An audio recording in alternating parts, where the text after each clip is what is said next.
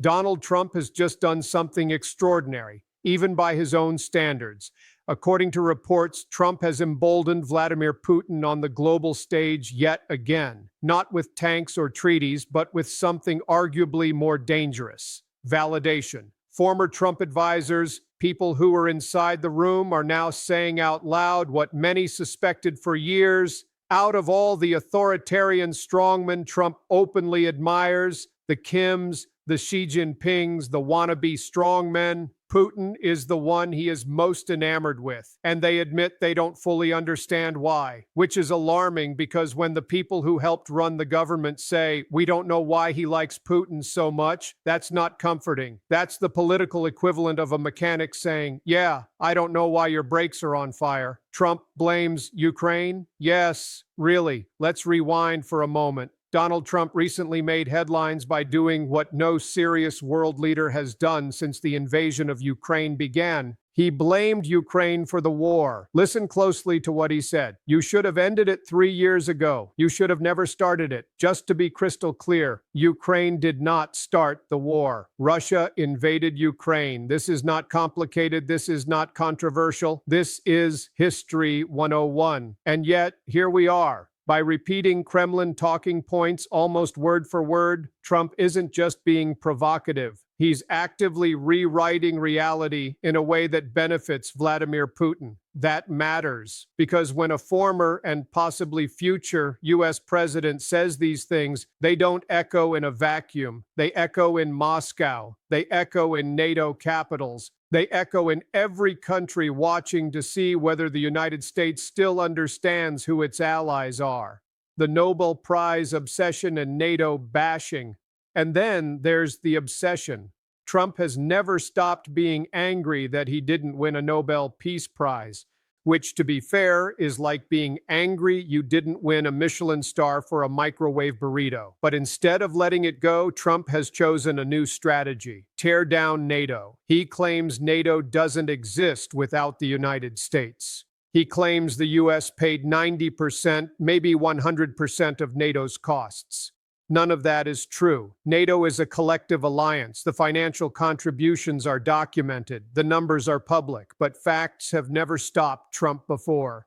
And then he adds this gem: "We have a nice, big, beautiful ocean." Ah, yes, the ocean that famously stops intercontinental ballistic missiles. It's comforting, really, knowing that in Trump's worldview, geography alone has solved nuclear warfare, sovereignty, for everyone else.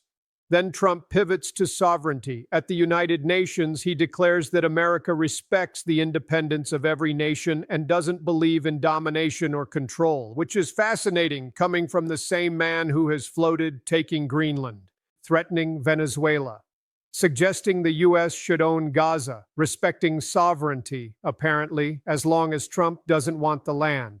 The Gaza comments, "We're going to take it." And speaking of Gaza, this is where the story turns from disturbing to surreal. Trump recently said the U.S. wouldn't buy Gaza. Why? Because according to him, "We're going to take it. No explanation, no legal framework, no concern for the people living there. Just, we're going to take it." That's not diplomacy. That's not peace. That's not even policy. That's a real estate mindset applied to international conflict. Enter the Board of Peace. And now, hold on to your chairs, we arrive at the latest twist. Donald Trump has reportedly announced plans for a new international entity overseeing the reconstruction of Gaza. It's being informally called the Board of Peace. And here's the catch.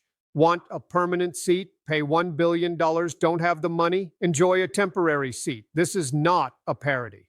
This is not satire. This is real peace, but make it pay to play. Who's invited? You'll love this. So who gets an invite to this Board of Peace? Hungry Vietnam senior U.S. officials, Jared Kushner, and yes, Vladimir Putin. Let that sink in. Vladimir Putin, currently overseeing the most destructive European war in decades, is being considered for a peace council. This isn't irony. This is Orwell with a subscription plan. The global response?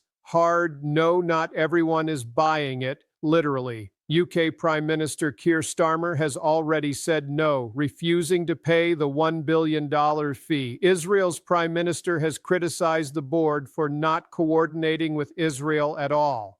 And perhaps most telling of all, no representatives from Gaza have been appointed. So, to recap, a board about Gaza, deciding Gaza's future, without Gazans, funded by billion-dollar entry fees, potentially including Vladimir Putin. If this sounds less like peace and more like a corporate country club, that's because it is.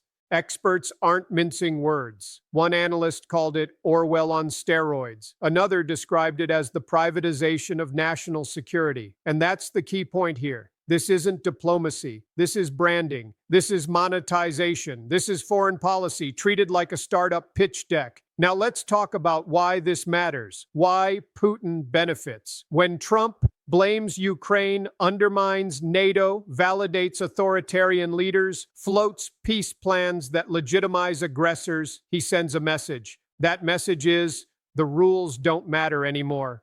And for someone like Vladimir Putin, that's an invitation. Allies back away, enemies move forward. Every time Trump does this, allies take a step back, Europe hedges, NATO countries prepare for uncertainty, authoritarian regimes test boundaries. That's not strength, that's instability. And instability is exactly what bad actors thrive on. This isn't about one comment or one board or one bizarre proposal. This is about a pattern of admiring dictators, undermining alliances, monetizing power, treating global peace like a personal brand extension, and the consequences are global. Donald Trump believes he can rule the world, or at least franchise it, but the world doesn't work that way.